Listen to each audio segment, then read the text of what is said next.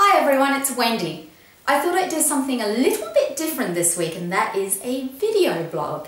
I hope you enjoy it, and if you have, please leave a message in the comments area so that I know to bring you more of these video blogs. Now this week, before I get stuck into the fashion tips, I wanted to share with you a message from a presentation I gave to an amazing group of women a couple of nights ago. They invited me to speak on the secrets of my success in making the transition from a corporate career to becoming a fashion stylist, which is a pretty big leap. The response that I got from the audience was really overwhelming, and some of the comments were absolutely humbling. And I wanted to share one of the messages that I spoke to the group about with you today, in the hopes that perhaps you'll find it useful as well. The main one that I shared with the group was on hitting the go button. And what I mean by that is, when I first started to think about becoming a fashion stylist, I was working in a corporate career like most people, in a job that I kind of liked. I didn't really love it, but I was extremely lucky to have it. I'd been given some great breaks, and I'd risen to a very senior position in a very large multinational at a very young age. I should have been feeling an amazing amount of passion and job fulfillment, so I thought, but that never came, and that really surprised me, because with every job promotion and every new position I was in, I thought, surely this has to be it. Surely now I'm going to feel that amazing career fulfillment that I always thought my job would give me, and it never came. The scary realization that I had, though, was it was never going to come as long as I stayed in that career path that I'd chosen for myself. That was a really hard conclusion to come to and accept, but I did.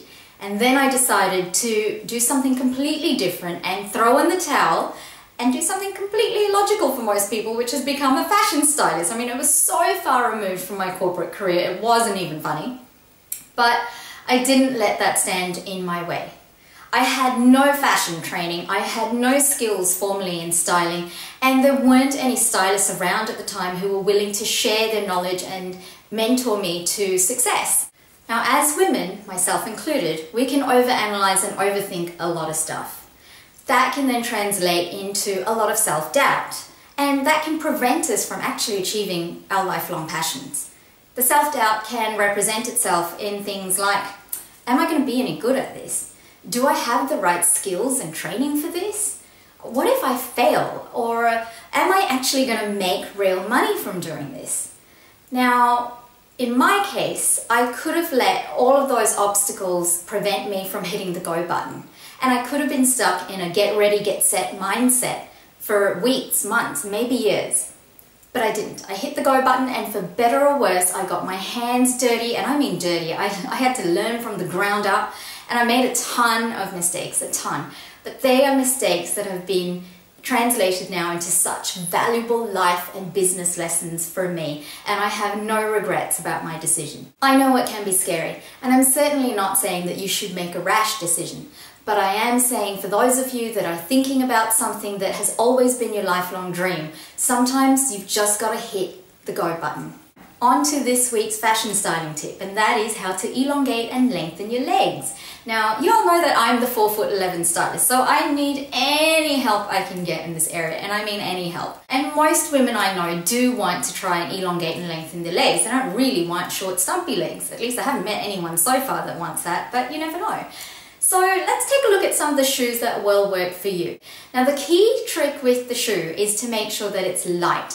We don't want bulky, heavy, chunky shoes because they make your foot look bulky and heavy. And when your foot looks bulky and heavy, your whole leg looks a little bit shorter. The first thing we're going to look for is little or no platform. Now, platforms give you physical height, but they do add some bulk to your shoes, so you've got to be a little bit careful here. If you do opt for a platform, that's fine, but just keep it really nice and thin. And if possible, try and get no platform at all, like this shoe here. Now, the good news is single-soled shoes, meaning shoes with no platforms, are all the rage this season, so they shouldn't be hard to find. The other thing you want to look for is for a low vamp. Now, the vamp's this front bit of the shoe right here, and we want to make sure that that's as low as possible. So if you fancy a bit of toe cleavage, go for gold. The point here is that the lower the vamp, the more of your foot and your leg we can see, so the longer and leaner you will look. Which then means that something like a bootie is out for women like me.